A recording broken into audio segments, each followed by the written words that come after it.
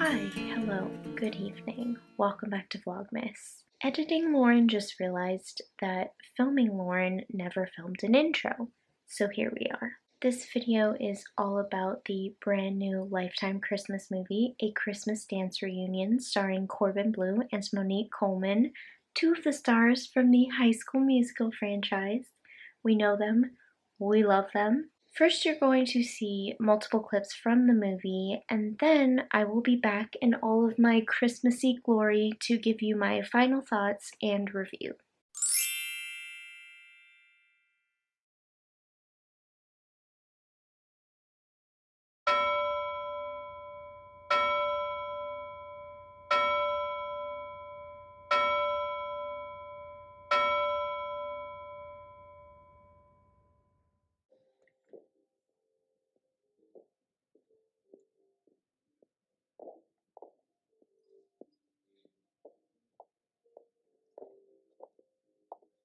Hello? Hello? Hi. Oh. Oh, Oh, excuse me. yep. Can I? Sorry. I overestimated. Should not be carrying this many wreaths. Barrett? Lucy. Hi. Hi. Hi. I didn't see you. It's okay. If wreath wrangling was an Olympic sport, champion.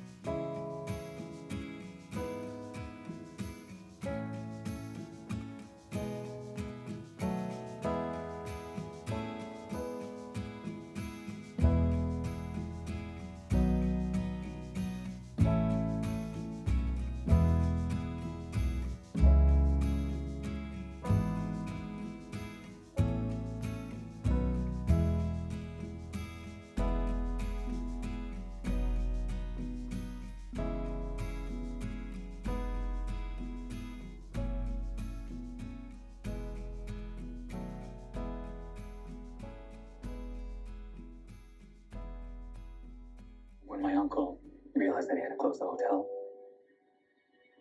he was crushed. And I was too. You know, we were just waiting for something to turn around, but it didn't. We both lost hope. So we decided that this Christmas would be our last hurrah. And we were ready to say goodbye to the Winter League. And then you got here. And it all changed. Christmas dance, just spending this time here with you. Nothing has ever felt more like home for me. I love being a lawyer and helping my clients, but deep down, I always knew that there was something missing. And then you reminded me of how much I love dancing. I got to see the magic of this place again. And it's been wonderful connecting to everybody, especially you.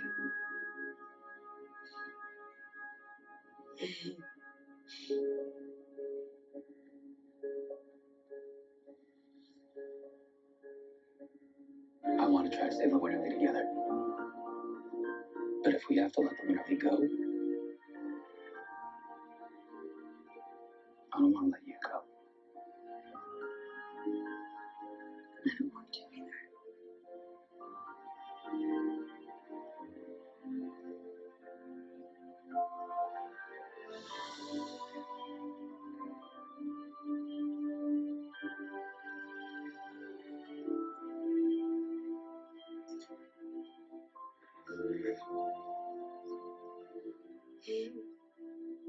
I wanted to do that for half of my life. It was worth the wait.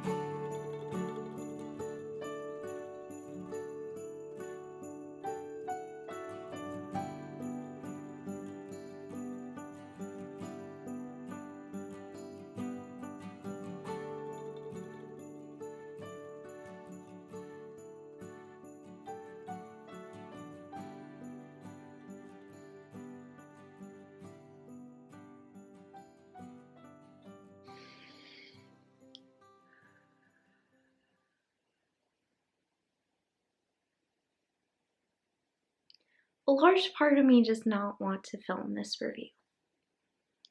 But here we go.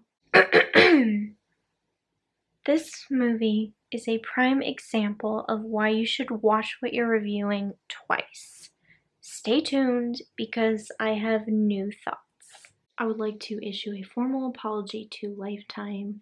Yes, I am wearing a Hallmark sweater, sitting on a Hallmark blanket. I wanted to make this feel very Christmassy, and this is the only way I could make it possible. So, apologies. I'm trying my hardest to cover up Hallmark. First things first, before this movie premiered, I was here for Corbin and Monique. I've been here for them since the first High School Musical movie. After this movie, I am still here for them. Their chemistry is off the charts. They're fantastic as a duo. Special shout out to Corbin's wife, Sasha. She was also fantastic. Acting, dancing. It was so funny to watch her cheer on her husband with another woman.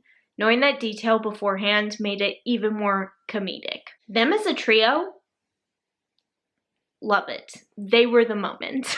They did their best to carry this movie, and I think they did carry it for the most part, but at the end it felt more like they were dragging it across the finish line, unfortunately. This is such a stupid comment.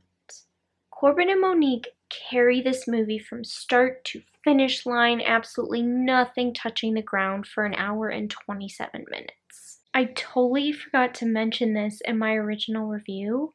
Kim Roberts, the actress who plays Lucy's mom, Virginia, was Dorinda's foster mom, Mrs. Bosco, in The Cheetah Girls. She also had roles in Jump In, a Disney Channel original movie starring Corbin, Bleu, and Recipe for the Perfect Christmas, one of my favorite Lifetime Christmas movies of all time. In my opinion, the acting was very spotty. That took me so far out of the movie that I couldn't buy into anything that was happening. I didn't believe anything that was happening. I think the first time around, some of the side character acting got to me. I don't think I was a huge fan of the uncle, but the second time around, literally none of that bothered me. I wasn't even annoyed by any of the acting. So I have no idea why I said that. Speaking of believing in anything, the story was too rushed. I know this is a short movie, but I felt things in short movies. There is no excuse. Everything happened so rapidly. The hotel problems that this movie centers on felt like a blip. It felt like the hotel was in trouble and then 5 minutes later, it's saved. I never had a chance to buy into the story and believe in the hotel the way the adults who grew up in the hotel did. I never believed that it was a special place that should be saved. I never felt the desire to save it. And you want that. You want to feel what they're feeling, at least to a certain extent.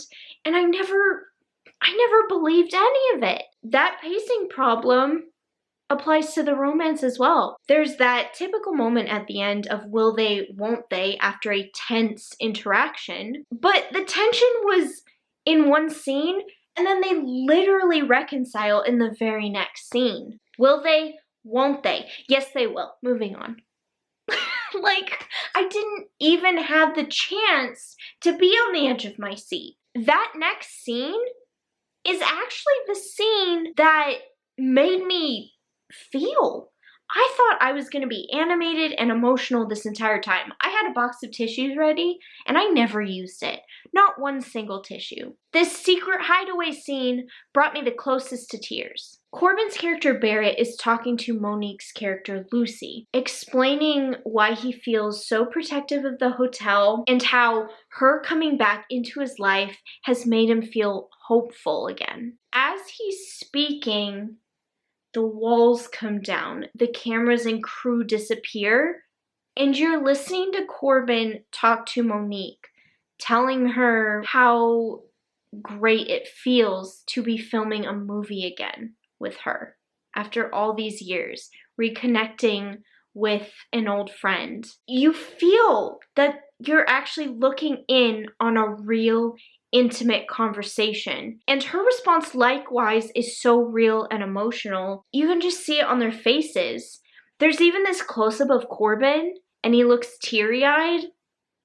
Sent me over the edge. I think the only reason I didn't full-on cry is because of everything else being disappointing. That moment, the scene before, where Barrett is mad at Lucy for doing something that she didn't ask permission to do. He feels like he's lost trust in her. There should have been a little bit more movie in between because the reconciliation is so beautiful, but it just happened so fast and it didn't need to. They could have added a little more in between to leave the viewers stewing in anticipation a little longer to make it more believable. That's just the way I feel, okay? The runtime is short, but the second time around, I enjoyed the story and had way more fun. I still wish the romantic tension had simmered a little longer, but that's not really a deal breaker. This movie should be longer, but that's only because I need Corbin and Monique on my screen longer than 87 minutes. Please and thank you. The title is A Christmas Dance Reunion, so naturally there's going to be a focus on dance.